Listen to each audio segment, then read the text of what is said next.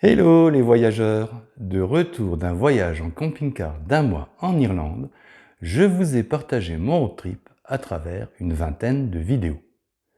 Pour conclure cette balade irlandaise, je me propose maintenant de faire le bilan de mon périple. Dans cette vidéo, je vais donc bien évidemment vous livrer mes impressions de voyage, vous dévoiler mes nombreux coups de cœur, mais aussi mes quelques déceptions. Je vais surtout vous donner une multitude de conseils qui vous seront bien utiles si vous envisagez de faire le tour de l'île d'Émeraude. Restez bien jusqu'à la fin de la vidéo car je vous révélerai le budget détaillé que m'a coûté ce road trip irlandais. Comme d'habitude, si vous avez des questions ou des réactions, laissez-les-moi en commentaire, j'y répondrai volontiers. Alors, prêt pour cette vidéo bilan?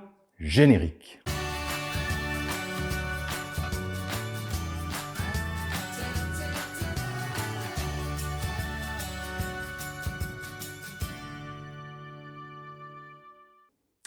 Allez, quelques chiffres pour commencer. 1,67, c'est le prix moyen en euros que j'ai payé pour 1 litre d'essence. 2, c'est le nombre de pays que j'ai visités, mais c'est aussi le nombre de ferries que j'ai empruntés.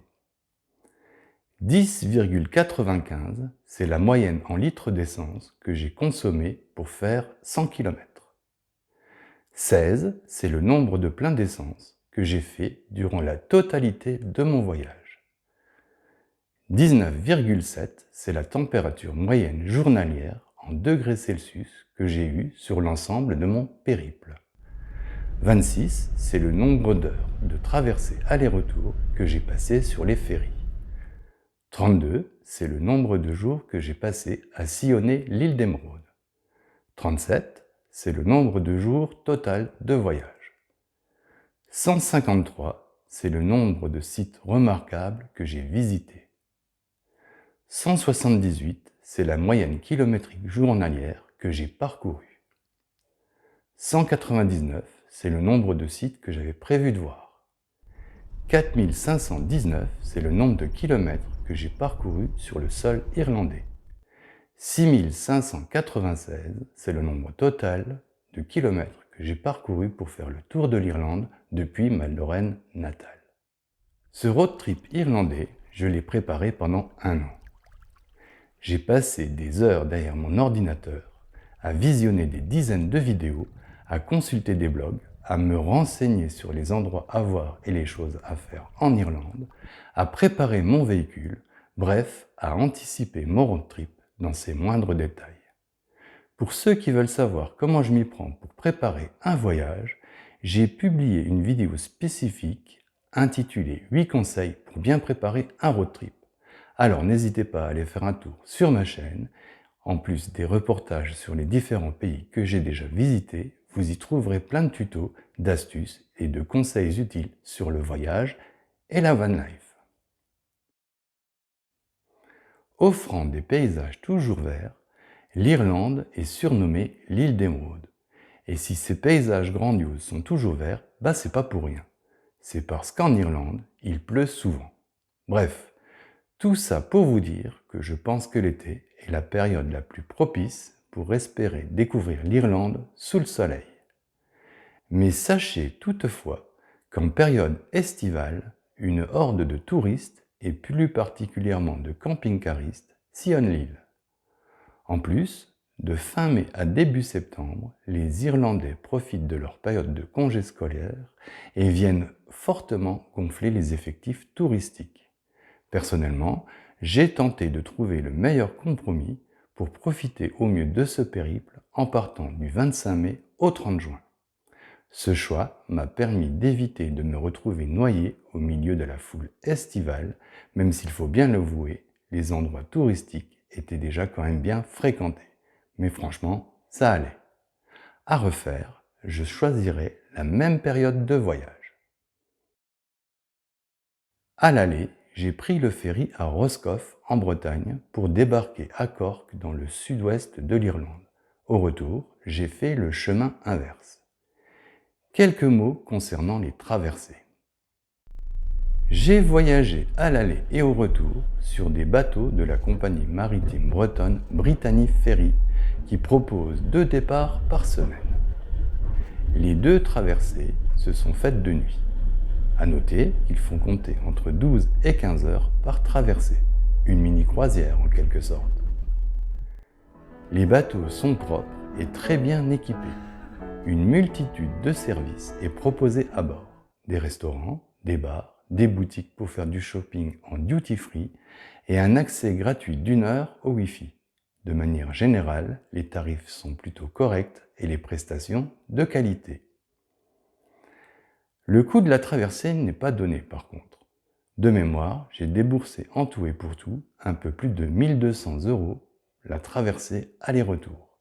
À noter qu'à l'aller, j'ai pu bénéficier d'une cabine avec douche et WC, ce qui m'a permis de bien me reposer et de débarquer à Cork frais et dispo pour débuter mon périple irlandais. Mais pour la traversée retour, il n'y avait plus de cabine et j'ai passé la nuit sur un siège, certes confortable, mais placé au beau milieu de voyageurs, les uns les plus bruyants que les autres. J'aurais pu squatter une banquette pour pouvoir au moins m'allonger, mais n'étant pas le seul à avoir eu cette idée, il n'y avait plus de place. Bref, je n'ai quasiment pas fermé l'œil de la nuit et j'ai débarqué crevé en Bretagne, obligé à faire une grosse sieste avant de pouvoir reprendre la route sans risquer de m'endormir au volant. Moralité, pour 80 € supplémentaires par traversée, je vous conseille de voyager en cabine. Certes, ça gonfle la facture, mais franchement, c'est top.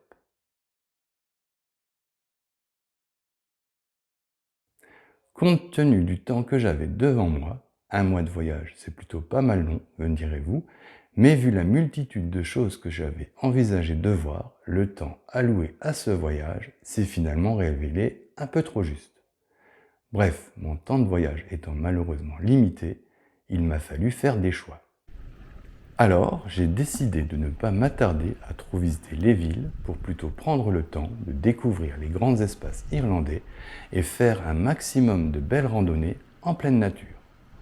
J'ai commencé par traverser rapidement le comté de Cork pour débuter au sud-ouest ma remontée de la côte sauvage irlandaise via la Wild Atlantic Way. Avec ses 2500 km de long, c'est la plus longue route côtière balisée du monde. Elle offre des paysages épiques, parsemés de murs en pierre sèche, d'hameaux aux maisons typiques, de falaises abruptes et vertigineuses, de plages désertes, de magnifiques points de vue sur l'océan Atlantique. Bref, parcourir la Wild Atlantic Way restera à coup sûr le plus gros coup de cœur de ma balade irlandaise. J'ai passé pas mal de temps à sillonner l'anneau du Kerry. C'est un endroit incontournable si vous visitez le sud-ouest de l'île et en particulier la mystérieuse Black Valley, les majestueuses falaises de Kerry qui entre nous valent largement les hyper touristiques falaises de Moët, la sauvage Valentia Island où l'on peut encore voir des traces de dinosaures. J'aurais bien fait une virée en bateau jusqu'aux îles Skellig, mais la météo ce jour-là n'était malheureusement pas de la partie. Bref, l'anneau du Kerry mérite vraiment qu'on y passe du temps. Je lui décerne un coup de cœur. Ensuite, j'ai parcouru la mythique péninsule de Dingle, élu endroit le plus beau du monde par le National Geographic. Et franchement, c'est vrai, les paysages sont fabuleux. Là aussi, un coup de cœur. Voyage dans le temps à l'écomusée de Bungaree, un autre coup de cœur, et retour sur la côte pour visiter les célèbres falaises de Moher, le lieu emblématique de l'Irlande. Un peu trop touristique à mon goût, mais la randonnée sur le sentier côtier offre de magnifiques points de vue sur l'océan. Ensuite, j'ai traversé l'étonnant parc national de Buren et ses paysages lunaires pour faire une halte à Galway, une charmante petite ville à taille humaine, porte d'entrée des lacs du Connemara. Un nouveau coup de cœur. J'ai ensuite visité le mythique Connemara, connu pour ses lacs et ses tourbières. Coup de cœur pour Pines Island, une petite île peuplée de pins, perdue au beau milieu d'un lac, et pour la Sky Road, une route côtière offrant des panoramas incroyables. Arrêt à Achill Island pour faire le tour de cette île encore sauvage, et je traverse les comtés de Mayo et de Sligo. Première incursion en Irlande du Nord pour aller découvrir en kayak le site monastique de Devenish Island. Un coup de cœur. Retour en République d'Irlande pour randonner jusqu'aux falaises de Slieveslig, les deuxièmes plus hautes d'Europe, et je monte tout en haut de l'Irlande jusqu'à Malin Head, le point le plus septentrional de l'île d'Émeraude.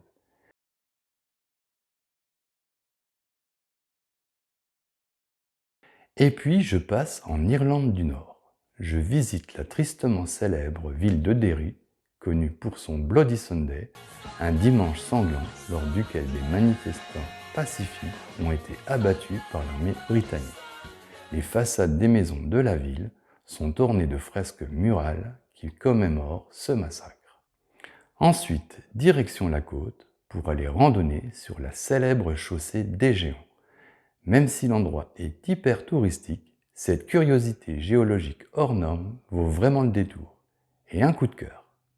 Arrêt pour découvrir quelques sites, les uns plus beaux que les autres, et qui ont servi de lieu de tournage à la célèbre série Game of Thrones. Là aussi, des coups de cœur.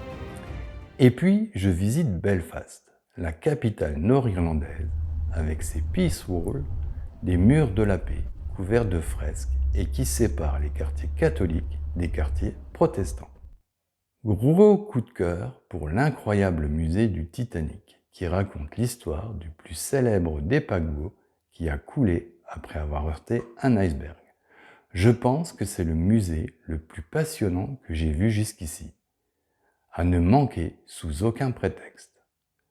Je quitte l'Irlande du Nord pour retourner en République d'Irlande, visiter Dublin, la très festive capitale irlandaise, avec ses portes colorées, son Trinity College, ses musiciens de rue, ses pubs et son célèbre quartier de Temple Bar, le lieu qu'il ne faut pas louper si vous visitez Dublin. Un vrai coup de cœur. Direction l'intérieur de l'île pour aller visiter quelques lieux réputés hantés et arrêt à Kilkenny où je visite la brasserie Smithwick's. Visite très intéressante qui rivalise largement avec le Guinness Storehouse de Dublin, sauf que là, il y a beaucoup moins de touristes. Encore un coup de cœur. Retour sur la côte pour découvrir la maison familiale du président américain John Fitzgerald Kennedy, un descendant d'émigrés irlandais devenu l'homme le plus puissant du monde. Ensuite, je découvre l'important complexe médiéval de Rock of Cashel et la forteresse de Cahir, l'un des plus anciens châteaux d'Irlande, avant de regagner Cork pour y reprendre le ferry. Vous pouvez visionner la vingtaine de vidéos qui détaillent ce périple en cliquant sur le lien qui s'affiche ici quelque part sur l'écran. Vous pouvez aussi consulter le descriptif de cette vidéo et retrouver un lien spécifique à chaque étape de mon road trip irlandais. En parcourant en moyenne 178 km par jour, tout en faisant toutefois quelques pauses, j'ai pu voir 77% des choses que j'avais prévu de visiter en Irlande. À refaire, je suivrai approximativement le même itinéraire, je zapperai éventuellement mon incursion à l'intérieur des terres, car il faut bien l'avouer, en Irlande, ce qui est surtout beau, c'est les points de vue depuis la côte sur l'océan. Quoi qu'il en soit, je me donnerai une marge supplémentaire d'une semaine de voyage, histoire de prendre un peu plus mon temps. Allez, maintenant qu'on a vu l'itinéraire, un petit point sur la météo. Sur mes 37 jours de voyage, j'ai plutôt eu de la chance. 23 jours de grand soleil, 10 journées mitigées mais sans pluie, et 4 jours où il pleuvait, quelquefois même averse. Au niveau des températures, que je relevais 2 fois par jour, le matin, en bleu sur le graphique, et en rouge pour le soir, j'ai eu au plus froid 13 degrés à Ballybeg le 3 juin, et au plus chaud, une journée caniculaire à 34 degrés sur la plage de Downey le 15 juin. Mais dans l'ensemble, et sur la durée de mon séjour irlandais, il faisait en moyenne presque 20 degrés, une température largement supportable.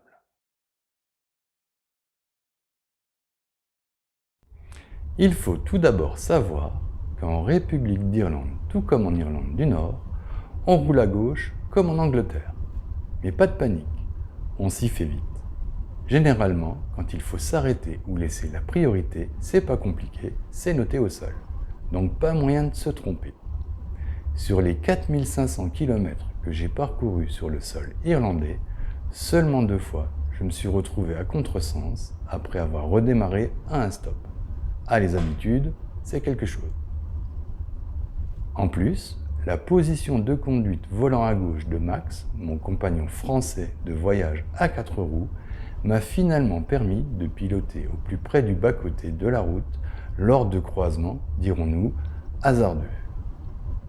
Là où ça se complique, c'est pour dépasser. Voyageant sans copilote, je n'ai aucune visibilité sur le trafic venant en sens inverse quand je suis un véhicule imposant qui n'avance pas. Comme il n'est pas question de dépasser à l'aveugle, je prends mon mal en patience et je reste derrière le traînard en attendant d'éventuelles conditions propices pour le dépasser. Donc je le redis, pas de panique, la conduite est dans l'ensemble facile.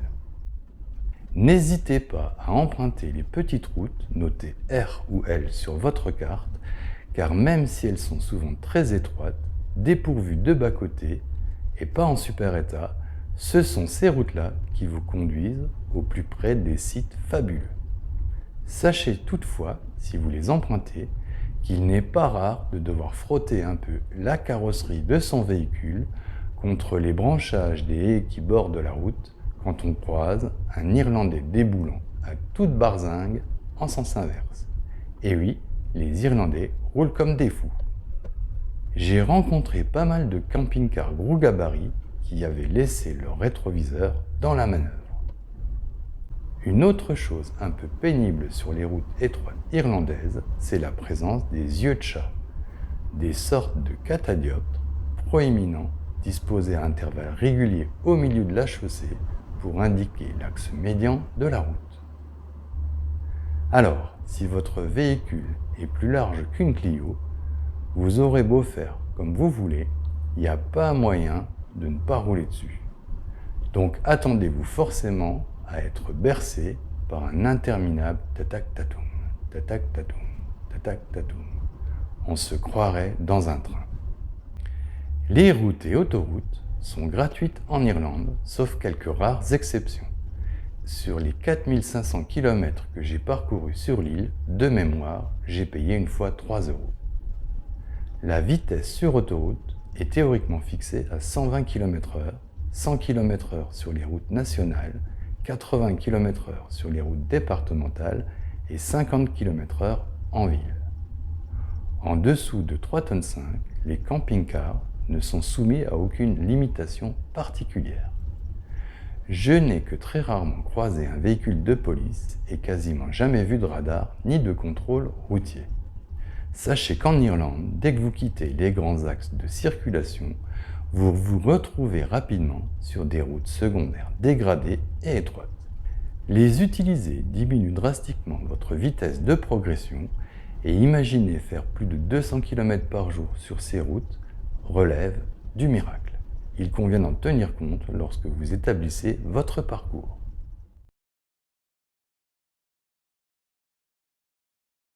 Pour entrer en République d'Irlande, et si vous êtes ressortissant de l'Union européenne, les formalités douanières sont en réalité très simples. Elles se résument à posséder une carte nationale d'identité ou un passeport en cours de validité et les papiers du véhicule à jour. La carte grise, bien évidemment, sans oublier l'attestation d'assurance. En qualité de citoyen français, aucun visa n'est requis pour voyager en République d'Irlande. Là où ça se complique, c'est pour l'Irlande du Nord. Depuis le Brexit, la carte nationale d'identité française n'est théoriquement plus acceptée par les autorités britanniques.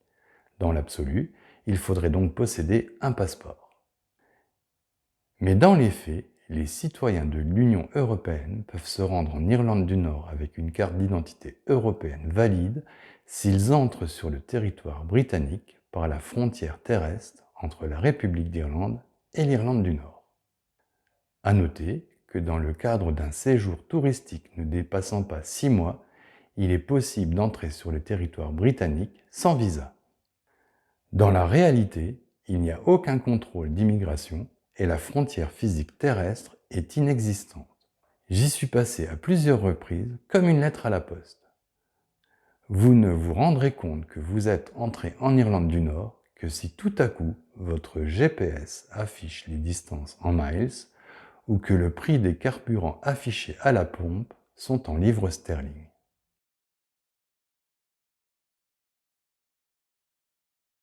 Les Irlandais adorent les Français et sont généralement très prévenants envers les touristes. Si je ne devais retenir qu'un mot pour décrire la mentalité irlandaise, ce serait la convivialité. Il n'y a qu'à se rendre dans un pub pour le vérifier. Le pub est bien plus qu'un bar, c'est une institution. L'Irlande est le pays qui compte le plus de pubs au kilomètre carré. En soirée, le patrimoine musical et culturel irlandais est mis à l'honneur. Les morceaux traditionnels sont interprétés dans une ambiance chaleureuse et inimitable. J'ai souvent fréquenté les pubs qui, pour info, proposent quasi toujours une connexion Wi-Fi gratuite et de bonne qualité, et j'y ai toujours fait de chouettes rencontres. Alors n'hésitez pas à aller faire un tour au pub. Riche en légendes, en traditions et en croyances, l'Irlande a toujours été un terrain fertile pour l'imaginaire collectif. Dans la tradition irlandaise, les fées sont des entités plutôt sombres qui jouent des tours souvent malveillants aux hommes et qui sont donc encore aujourd'hui à prendre très au sérieux. Il n'est donc pas rare de tomber sur un arbre à fées ou encore sur un sentier emprunté par un leprechaun, une espèce de petite créature humanoïde représentée sous la forme d'un vieil homme barbu de petite taille, coiffé d'un chapeau et vêtu de vert. Bref, sachez qu'en Irlande, il est malvenu de rigoler des croyances populaires. Autre particularité de ce voyage en Irlande, j'y ai rencontré plein de charmants touristes américains, des descendants d'émigrés irlandais de la Grande Famine, tous les uns plus sympathiques que les autres, et qui venaient visiter la terre de leurs ancêtres. Concernant la sécurité, voyager en Irlande est carrément safe.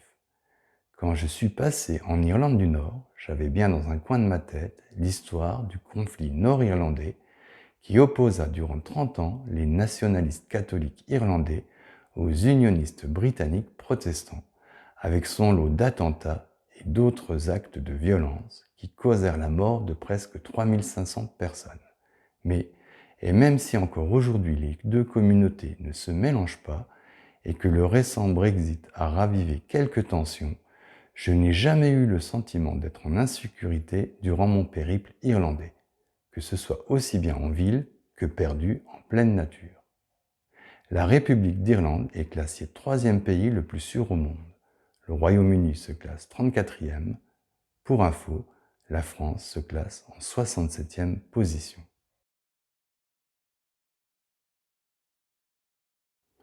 Officiellement, le camping sauvage n'est pas autorisé en Irlande. Le pays est très strict concernant cet aspect et les amendes ne sont pas rares, surtout en été, avec l'afflux de touristes. Mais, et à condition de simplement stationner votre van, sans déballer votre auvent, sans déplier votre tente, vos chaises et tout l'attirail, et à condition de respecter la nature, normalement ça passe. Durant mon périple irlandais, j'ai généralement bivouaqué en pleine nature, gratuitement, sans aucun souci, et ceci que ce soit aussi bien en République d'Irlande qu'en Irlande du Nord. Mais oubliez l'idée de prendre un chemin de traverse en espérant y trouver au bout un spot sympa, car 9 fois sur 10, le chemin conduit à une propriété privée entravée par une barrière. Il vous faudra donc opter pour bivouaquer sur les parkings du bord de route.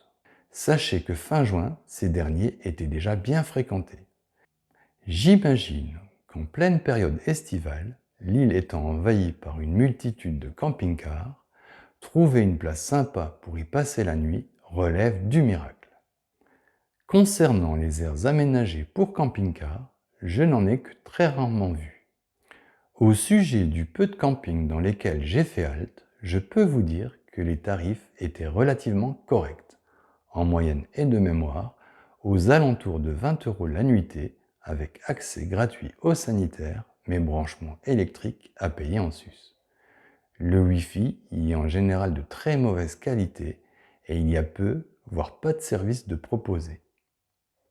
À savoir qu'en basse saison touristique, dans la plupart des campings municipaux, et à condition d'arriver après 18 heures et de repartir avant 8 heures le lendemain matin, vous ne croiserez que très exceptionnellement un fonctionnaire présent pour encaisser votre dû. Du coup, le camping y est gratuit, entre guillemets. Bref, concernant les campings irlandais, c'est comme partout ailleurs. C'est souvent trop cher pour ce que c'est. Aussi, je vous encourage à voyager en autonomie la plus totale possible. C'est d'ailleurs ce que je tente personnellement de faire en améliorant constamment l'aménagement de Max, ma machine à voyager. Panneaux solaires, toilettes sèches, filtration de l'eau par gravité, pas de frigo, etc. Allez jeter un œil à la playlist intitulée Ma Van Life qui traite des nombreuses améliorations que j'ai réalisées dans mon véhicule pour être en totale autonomie. Je ferai peut-être une vidéo 20 tours dans laquelle je vous présenterai mon J5. Si ça vous intéresse, dites-le moi dans les commentaires. Concernant le prix du stationnement, il ne coûte pas plus cher en Irlande qu'en France. Certains parkings aux abords de sites remarquables sont érigés sur des terrains privés et sont pourvus d'une honesty box, une boîte d'honnêteté, où il convient de déposer la monnaie suffisante pour payer son stationnement. Concernant le bivouac, la plus grosse difficulté que j'ai rencontrée durant mon road trip irlandais était l'élimination de mes déchets ménagers. D'ailleurs, et c'en est même choquant, les bas-côtés des routes irlandaises sont jonchés de détritus, et ce, même aux abords de sites naturels magnifiques. Les poubelles publiques se font rares, surtout en République d'Irlande, et quand on en trouve une, elle est systématiquement barricadée d'une plaque trouée au diamètre d'une canette de soda et qui limite considérablement l'accès à la poubelle. Donc, pensez à fractionner vos déchets ménagers en plusieurs petits sacs capables de passer à travers ce minuscule trou. Autre particularité irlandaise des bivouacs en pleine nature, c'est l'invasion à la nuit tombée de midges, des petits moustiques qui vous attaquent en hordes serrées. Pas grand chose à faire pour s'en débarrasser, à part s'asperger de spray à base d'icaridine dosé au moins à 25%. Pour tout traveler qui se respecte, le carburant, c'est le nerf de la guerre. Sans carburant, pas de road trip. S'approvisionner en carburant en Irlande ne pose aucun problème. Max, mon fidèle compagnon de route à 4 roues, carbure à l'essence. Il s'abreuve de préférence de samplon 98, même s'il ne réchigne pas trop si je lui donne du 95. Des fois, il pétarade quand même un peu, certainement pour dire qu'il n'est pas content. Enfin bref, j'ai trouvé de l'essence facilement et partout. Je n'ai vu que 2 types de carburant dans les stations essence, le diesel et le samplon. À noter que les Irlandais ne distinguent pas le samplon 95 du samplon 98. Jamais vu d'éthanol, bon en même temps j'ai pas vraiment fait gaffe, quasi pas de GPL, mais par contre partout du gasoil. Consommant en moyenne un peu plus de 10 litres au 100, j'avais embarqué dans un jerrycan 20 litres d'essence en réserve, histoire de me constituer une marge confortable de sécurité me permettant de prendre sereinement des petites routes dépourvues de stations-service. Pour info, je n'ai jamais eu à utiliser cette réserve car finalement trouver du carburant n'est pas franchement un problème. Au niveau du prix, pas de grosse différence à noter avec la France, même si les tarifs irlandais sont sensiblement moins chers.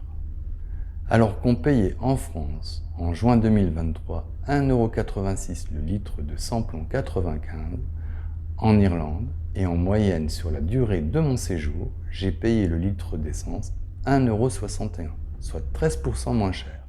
Pour ce qui est du gaz, que j'utilise pour cuisiner et pour me chauffer, je suis parti sans trop me poser de questions avec une bouteille de propane de 5 kg. N'ayant pas eu besoin de mettre en route mon chauffage, je n'ai consommé finalement que peu de gaz. De manière générale, le coût de la vie en République d'Irlande est à peine plus cher qu'en France et moins cher en Irlande du Nord. J'ai effectué quasi uniquement mes ravitaillements en denrées alimentaires en grande surface. Dans les villes et aux abords des grands axes, il y en a partout. Les magasins en Irlande sont généralement ouverts de 9 h à 18 h du lundi au samedi, hors jour férié. On y trouve de tout, essentiellement des denrées alimentaires, mais pas d'alcool, à part de la bière ou du cidre peu alcoolisé. Dans les campagnes, au bord des routes, on trouve quelquefois, comme dans les pays scandinaves, des espèces de niches où des particuliers proposent en libre service du miel, des œufs, de la confiture, des fruits ou encore des légumes, bref tous les produits de leur exploitation qu'ils souhaitent vendre. Le principe est simple. On s'arrête, on s'informe du prix que demande le particulier et qui est noté sur une feuille de papier épinglée dans la niche.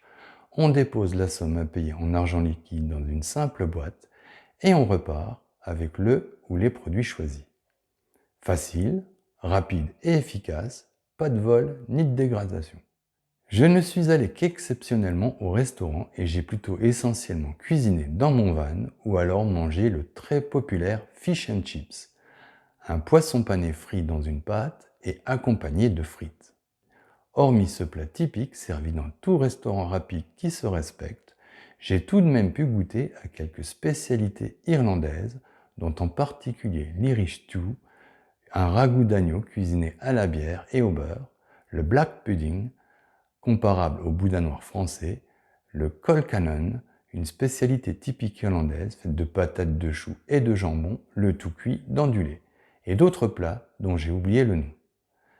À noter que les Irlandais mangent tôt. Je vous conseille donc d'arriver avant 19 h dans les restaurants locaux type brasserie, snack ou pub et de demander le menu Early Bird, le menu des lève-tôt. Il est généralement proposé à un tarif préférentiel et vous permettra de faire une économie de 10 à 30% sur votre facture. C'est un moyen simple de découvrir la nourriture locale sans se ruiner. Quelques règles à connaître si vous allez au pub. Si vous vous installez en salle et attendez l'hypothétique venue d'un serveur, vous allez attendre longtemps. Car au pub, tout se passe au comptoir. On y commande sa boisson qu'on paye sur le champ et seulement ensuite on va s'attabler en salle. Et règle d'or, quand on porte un toast, on ne touche jamais le verre de quelqu'un. Moment que vous attendez tous, je vais vous donner maintenant le budget que j'ai alloué pour ce périple de 6596 km à sillonner durant un mois l'île d'Émeraude. Comme vous vous en doutez, le poste de dépense le plus important pour ce road trip a été bien évidemment les frais de route.